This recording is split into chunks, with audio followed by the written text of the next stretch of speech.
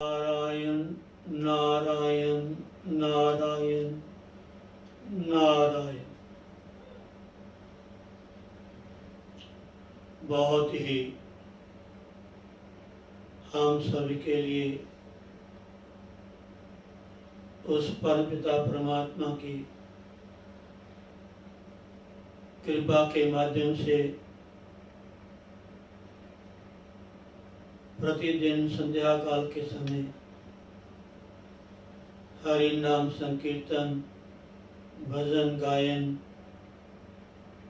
सत्संग, हरि चर्चा, ध्यान साधना का ये जो संध्या काल का हमारा छोटा सा प्रयास है, हम सभी श्री गुरुदेव भगवान के चरणों के आश्रित होकर, शरणागत होकर हम सभी मिलकर के ध्यान लगाते हैं और मन ही मन परमात्मा से हम प्रार्थना भी करते हैं कि हे प्रभु, ऐसा क्षण, ऐसी घड़ी, ऐसा पल वो कभी भी हमसे अलग ना हो, जिसमें बैठकर हम आपके नाम का जप करते हैं, ध्यान करते हैं, भजन करते हैं, सिमरन करते हैं, मन ही मन अपने गुरुदेव भगवान का दर्शन करते हैं। मैं प्राय कहता हूँ, जब भी आप बैठें सत्संग में, कथा में, कीर्तन में, भजन में,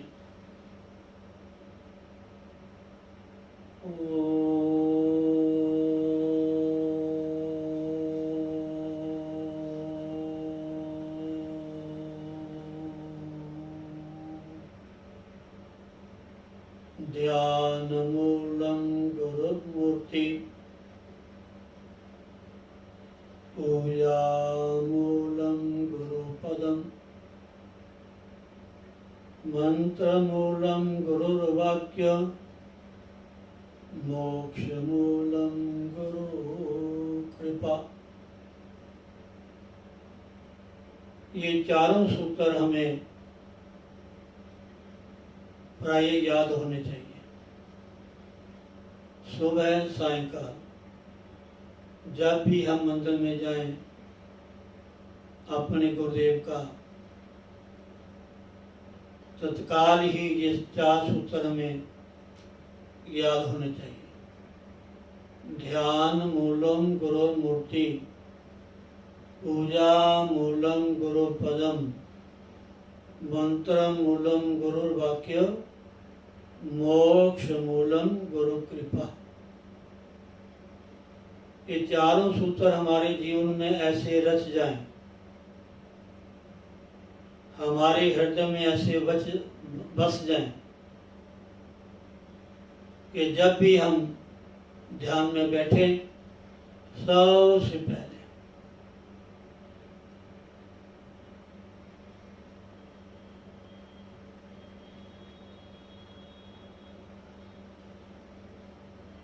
बहुत इसका लाभ होगा,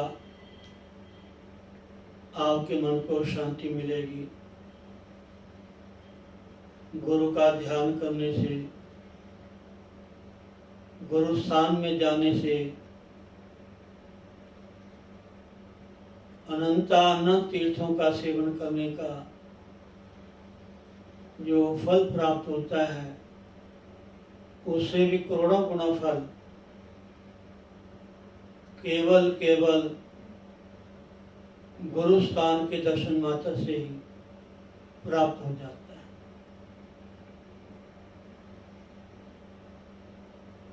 तीर्थ नहाए एक फल, संत मिले फल चार, सदगुरु मिले अनेक फल, कहत कबीर विचार।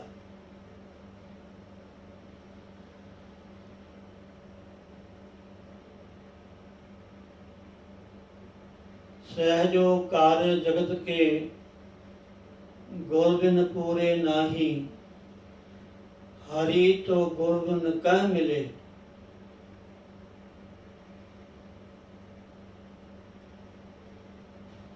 देख समझ मन माही।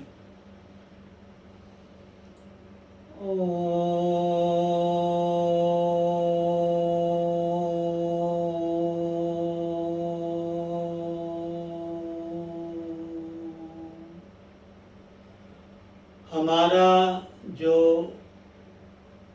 जीवन यात्रा है, हमारे जीवन का जो पहला कदम है,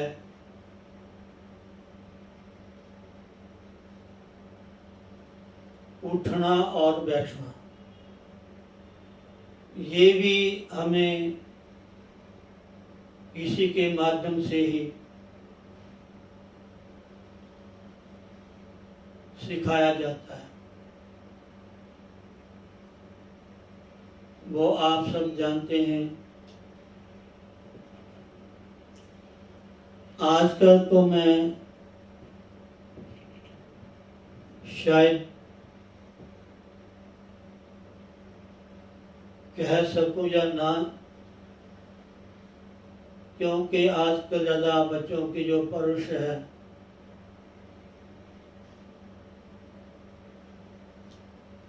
स्वयं माता कम ही करती हैं। वो माताएं, वो बच्चे सौभाग्यशाली हैं जो माताएं स्वयं अपने बच्चों का अपने हाथों से परिपालन करती हैं। वो बच्चे भी सौभाग्यशाली जीव हैं, उनका भी संसार में आना सार्थक है, जिनको जन्मते समय ही माँ की गोद मिलती है, माँ का प्यार मिलता है, माँ की सनिधि मिलती है, माँ के आंचल में बैठ करके उनको माँ का ही अमृतमय पेय दूध पीने का सौभाग्य प्राप्त होता है। और एक बात और विचारणीय है, माताएं तो कहने में बहुत हैं, लेकिन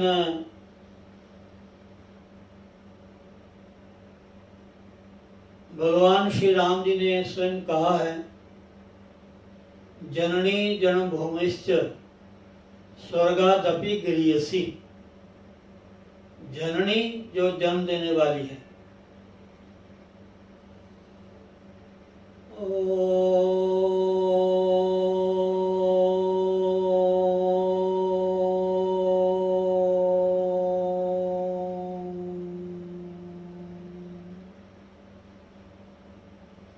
आजकल बच्चों का पराया जन्म कैसे होता है आप लोग सभी जानते हैं।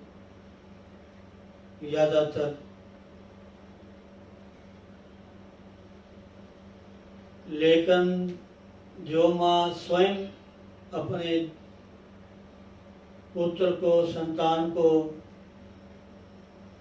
जन्म देती है, उसके लिए भगवान ने कितना बड़ा स्थान दे दिया। और देखो भागवत में तो यहाँ तक ठाकुर जी ने दिखा दिया कि जो पूतना थी, आई तो जहर पिलाने के लिए थी, लेकिन वो भी अपने स्तनों में जहर लगा करके, लेकिन उसको भी भगवान श्री कृष्ण ने, ठाकुर जी ने एक मां का स्थान दिया। तभी कहते हैं ना कि ईश्वर के प्रति, भगवान के प्रति, परमात्मा के प्रति कोई भी कैसा भी कार्य हो,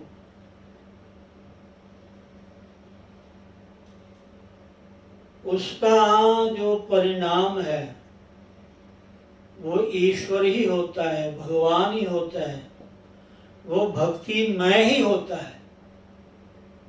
कोई भी कार्य, उठत बैठत हरि भजो साधु संग परित, नानक दुर्मत मिट गई पार ब्रह्म बसे चित।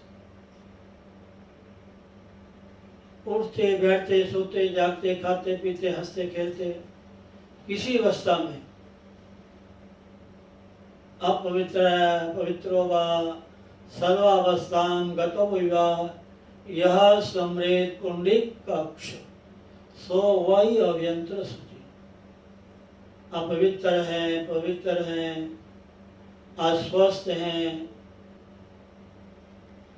कहीं यात्रा कर रहे हैं, लेकिन जिनकी जीवा के अग्रभाग में भगवान का नाम है, राम नाम मणि दीप धरी जीह देहरी द्वार, तुलसी भीतर बारे हो जो चाहसी उजियार।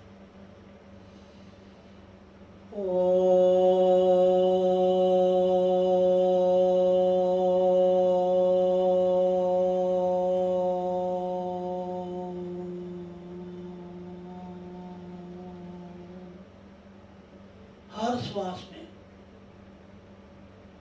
जब ये गहरी श्वास आप लें, श्वासें तो कई बार हमारे से आती जाती रहती है, नहीं ध्यान रहता। और अगर कभी कभार गहरी श्वास की तरफ आपका ध्यान चल जाए,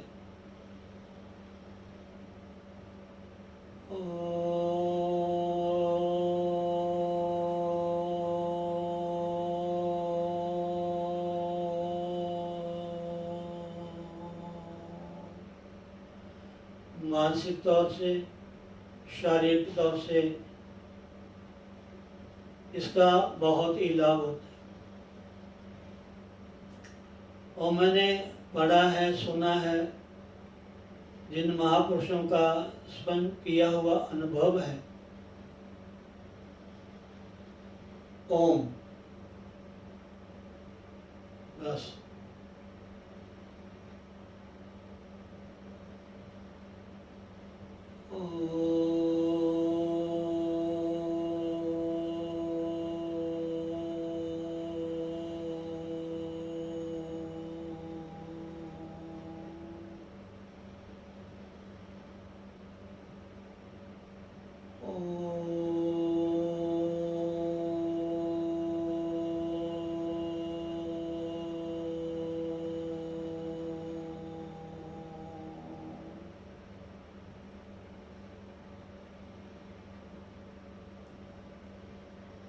तो भगवान का जो नाम है,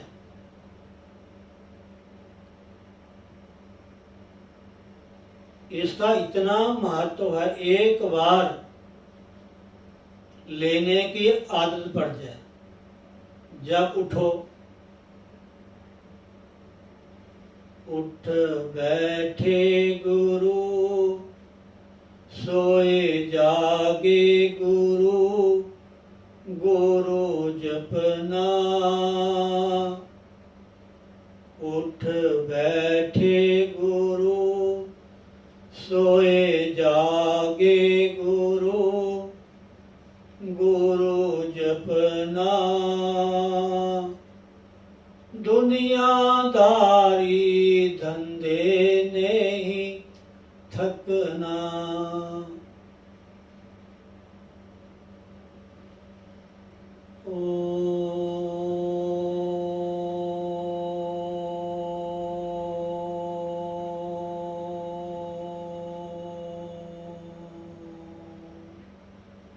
इतना भी ज्यादा काम ना करो कि घर आकर के आपकी बस हो जाए।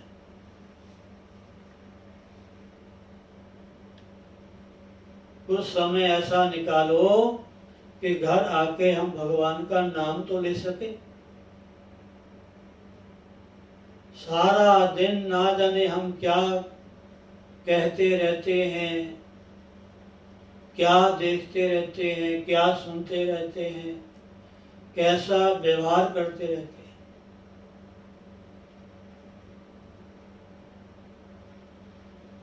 भी जो जिस घर में हम रहते हैं, कितना सुंदर घर है, उसको भी झाड़ना बहारना पड़ता है।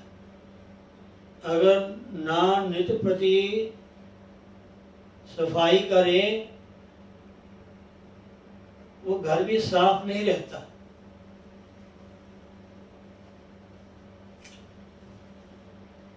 कई कोठियां हैं, उनके दरवाजों में जालियां लगी हुई हैं, शीशे लगे हुए हैं, रोशनदान लगे हुए हैं।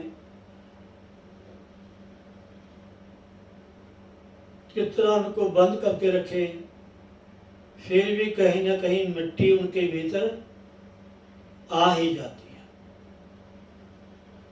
और जिसके नाव के 9 दरवाजे खुले हैं, वहां कुछ बाहर से भीतर ना आए, ऐसा तो कभी हो नहीं सकता।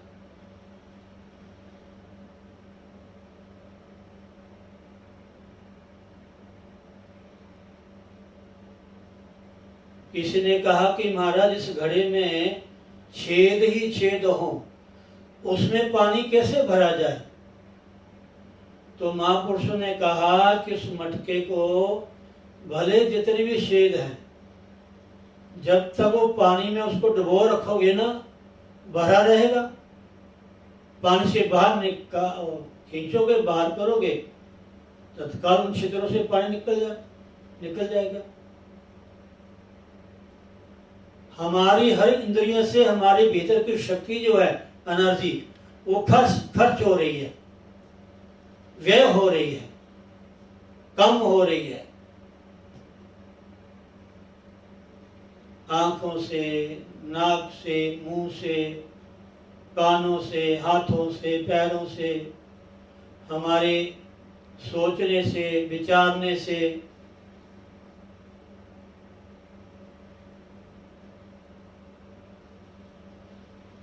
उसको पुनः इकट्ठी करने के लिए हमें थोड़ा समय चाहिए। भाई, नई गाड़ी लाते हैं, उसको कब तक रोड पे चलाओगे, कब तक उस पे सवारी करोगे? 10 दिन में, 2 हफ्ते में, महीने में, 2 महीने में, कभी ना कभी तो गाड़ी गैरेज में जाएगी, वर्कशॉप में जाएगी।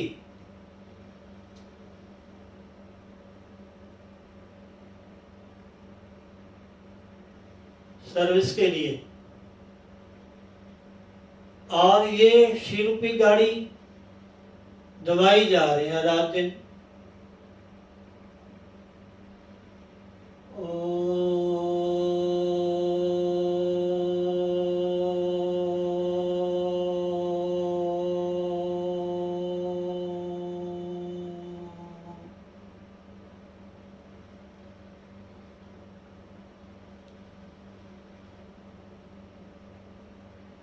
इसको भी कभी ना कभी आप भक्ति रूपी वर्कशॉप में, ध्यान रूपी वर्कशॉप में, योग साधना रूपी वर्कशॉप में, भजन में काम लीजिए जितना हो सके।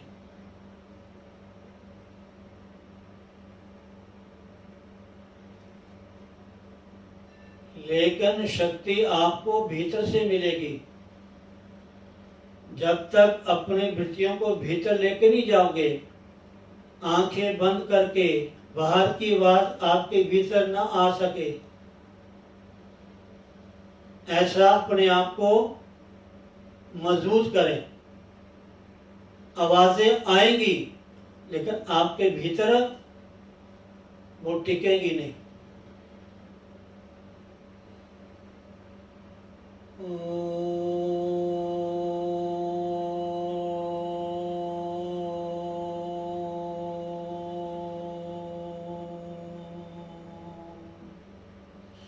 एक छोटी सी बात भी आपके हृदय में, आपके भीतर घर कर गई, उसी वक्त खलबली मच जाएगी, सब मन की शांति अशांत में बदल जाएगी। इसलिए ये जो सत्संग है, भक्ति है, भजन है, सिमरन है, नित्य प्रति साधना है, गुरुदेव भगवान का चिंतन है, नाम जप है, इससे बिल्कुल मन को, भीतर को शुद्ध रखें। सारा दिन हमारे ये 9 दरवाजे खुले रहते हैं, उस समय ऐसा निकालो इन दरवाजों को बंद करके 10वें दरबार में अपने ध्यान को ले जाओ, त्रिपुटी में, सहस्रार चक्कर में। अब चक्कर होते हैं, वो चलो प्रक्रिया थोड़ी सी अलग है, ये ज्यादा योगी लोग जो होते हैं उनको करते हैं।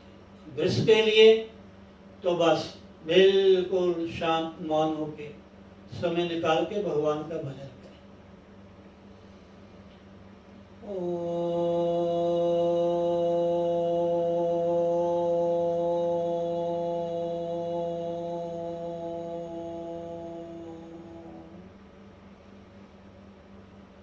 अलग अलग चक्रों की धारणा की जाती है, उनका ध्यान किया जाता है, किस चक्र का कहाँ स्थान है, उसको कैसे मजबूत करना है, कैसे ध्यान को वहाँ टिकाना है, उस चक्कर में किस देवता का स्थान है, वहाँ कितना समय रुक करके कितना भजन करना है, कितना पाठ करना है।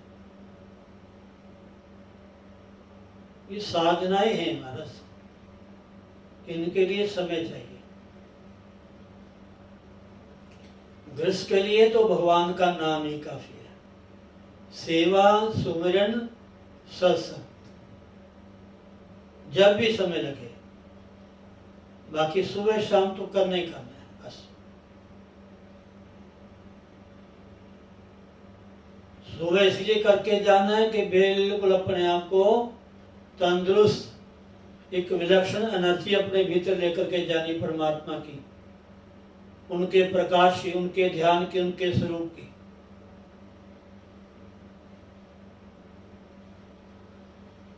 बिल्कुल सात्विक, शांतमय,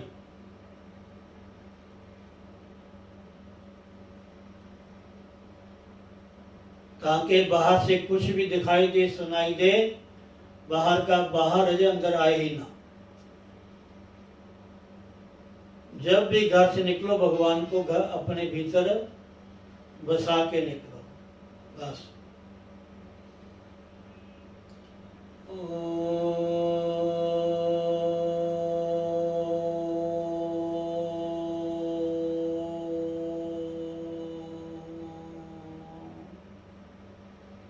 खाने का, पीने का, सोने का, जागने का, आने का, जाने का, दुकान में जाने का, दफ्तर जाने का टाइम फिक्स है, उसको हम कभी चेंज नहीं करते।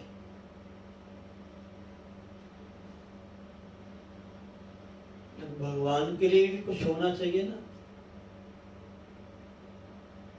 भगवान के लिए भी उस समय निश्चित होना चाहिए जिस समय में दुकान, मकान, परिवार, कारोबार कोई भी हमारे समक्ष नहीं आना चाहिए। बस मैं ते मेरी माँ, जैसे चंचल बेटे गाता है ना, मैं ते मेरी माँ, बस मैं और मेरी आत्मा परमात्मा।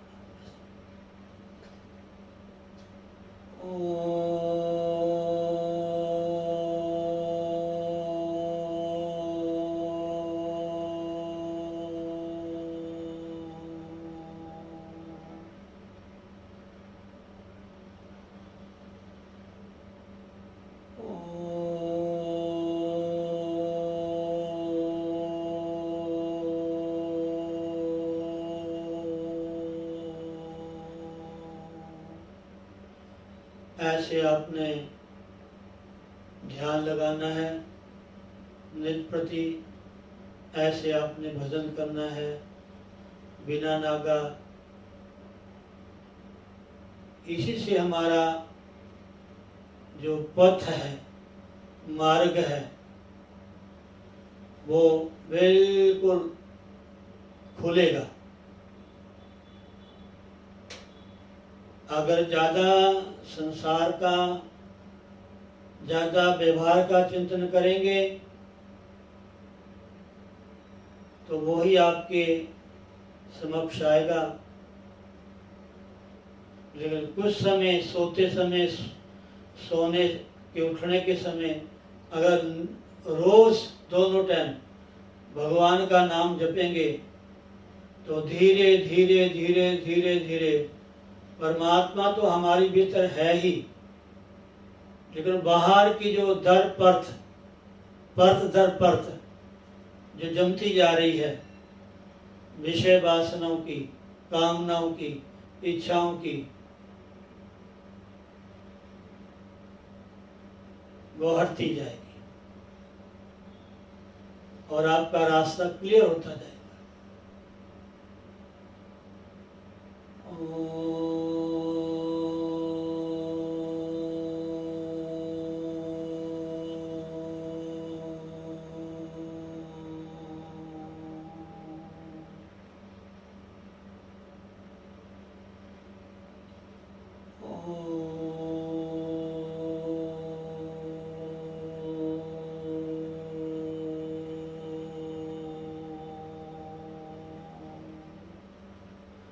परमात्मा का नाम एक औषध का काम करता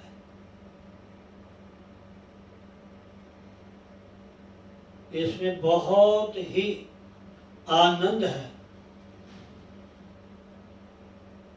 परमात्मा का नाम जपने से, सिमरन करने से हमारे मन को शांति मिलती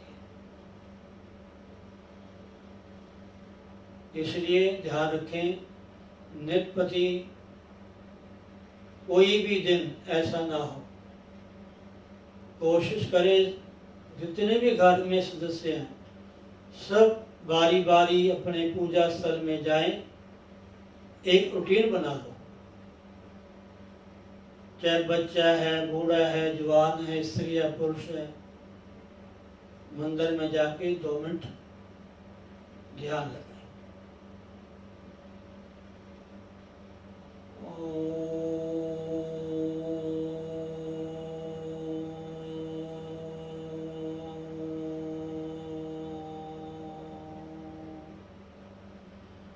जैसे मंदिर को बहुत ही सुंदर, साफ, शुद्ध सजा के रखते हो, सुगंधित पदार्थों से सुवासित रखते हो, ऐसे ही इस शरीर को, ये भी भगवान का मंदिर है। इसमें परमात्मा ही आत्मा के रूप में विद्यमान है,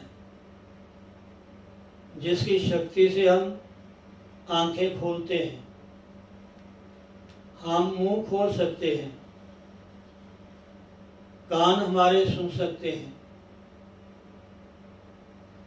हाथों से काम कर सकते हैं, पैरों से चल सकते हैं।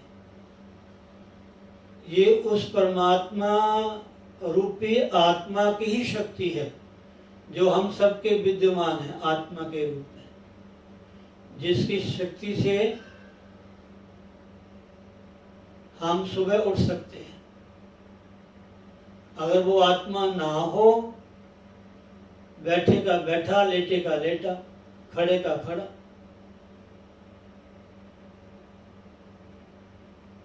जो बाहर देव स्वरूप हैं वो ही आत्मा के रूप में, वो परमात्मा हम सबके भीतर है। ये हमारा शरीर मंदिर, इसको भी शुद्ध रखें। अच्छा देखो, अच्छा सुनो, अच्छा बोलो, अच्छा खाओ, अच्छा सोचो, पूरा। अगर ऐसे अपने शरीर रूपी मंदिर को शुद्ध रखने की आप कोशिश करोगे ना, तो आपका मन बहुत ही आनंदमय होगा, शांतमय होगा। और मन हमारा कितना वो दूषित है, कलुषित है, कलुषित है, क्रोध की भावना है, द्वेष की भावना है, घृणा की भावना है। ऐसे गंदे शरीर को लेकर के किसी पूजा स्थल में जाओगे तो आपका ध्यान नहीं लगेगा।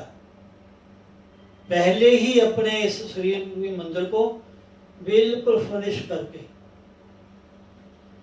मन से, वाणी से, क्रिया से, बिल्कुल यही साधना है, यही योग है, यही ध्यान है। समझे नहीं?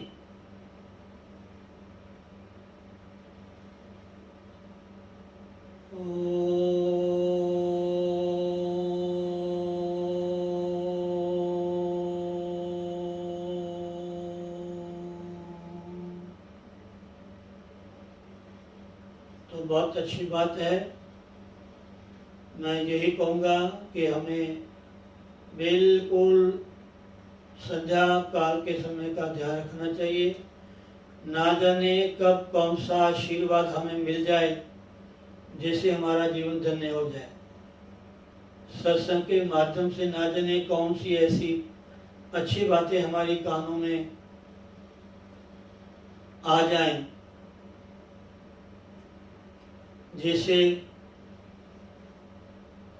हम धन्य हो जाएं। इसलिए बिल्कुल श्रद्धा से, भक्ति से, तत्परता से, ईमानदारी से और बिल्कुल नित्यनेम के माध्यम से कि ये जो 7 से 8 क्लास है ये हमने लगानी ही लगानी है बस। तो देखो दिन पर दिन आपके मन को बहुत ही ऊंचाई मिलेगी, आनंद मिलेगा, शांति मिलेगी। ठीक है। जय श्री राधे, जय श्री राधे। सभी लोगों ने जब से भगवान श्री गणेश जी को अपने घर में आमंत्रित किया है, बहुत ही श्रद्धा, भक्ति, पूजा, आरती, अनेकोपचारों के साथ हमने भगवान गणेश जी की पूजा की है। आज सभी ने विधि पूर्वक मूर्ति का विसर्जन किया। जो भी मिट्टी की मूर्ति होती है उसका, जो भी हम नवरात्र में पूजा करते हैं, जो भी सामान होता है, जो भी पूजा स्थल में वेदी कुछ होता है, उसका विसर्जन करते हैं शुद्ध जल में।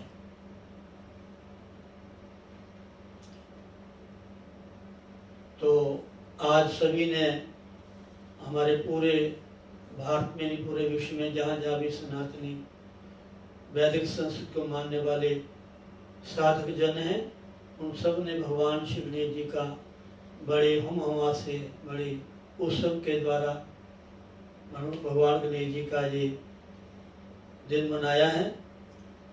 तो मैं भी चाहता हूँ कि आज हमारा जो सत्संग है उसके अंतिम में हम भगवान गणेश जी की आरती से ही वो करेंगे।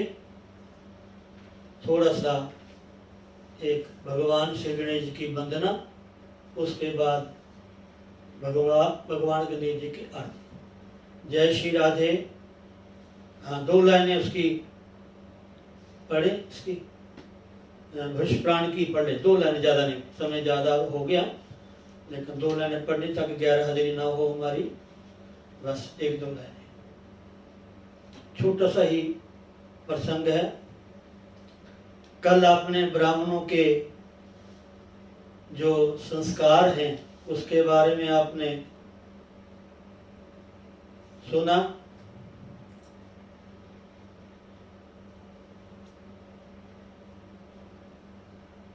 समंतु ऋषि ने शतानिक से कहा कि हे राजन, ये जो अनसूया, शांति, अनायास, कार्पण्य, शौचम, सप्रिया इत्यादि जो 8 गुण ब्राह्मणों के थे, ये 8 के 8 ये आत्म गुण हैं।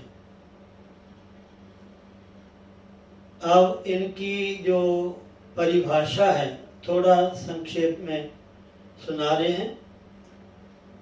गुणी के गुणों को ना छिपाना अर्थात प्रकट करना, अपने गुणों को प्रकट ना करना तथा दूसरों के दोषों को देखकर प्रसन्न ना होना, इसे अनसूया कहते हैं।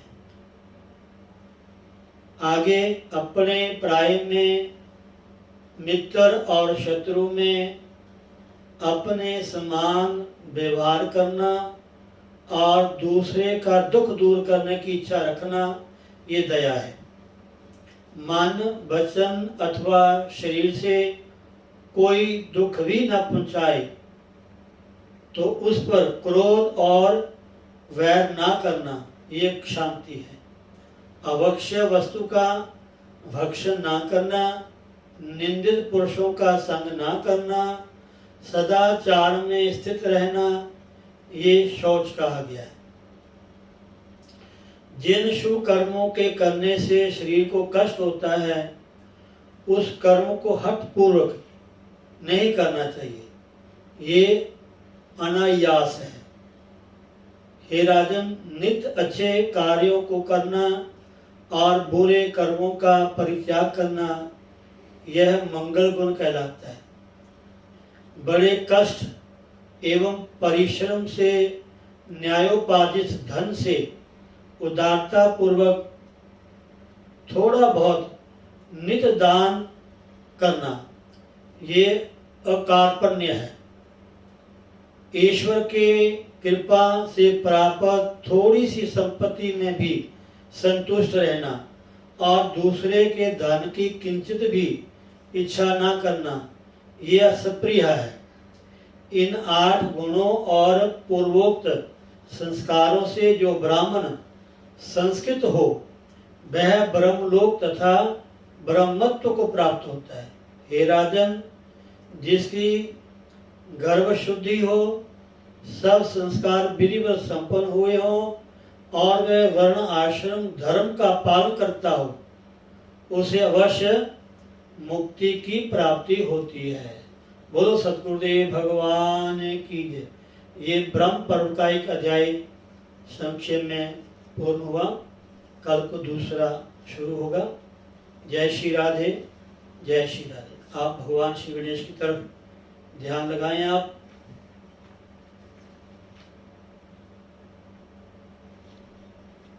जय जय गणपति गणनायक, जय जय जय जय गणपति नायक।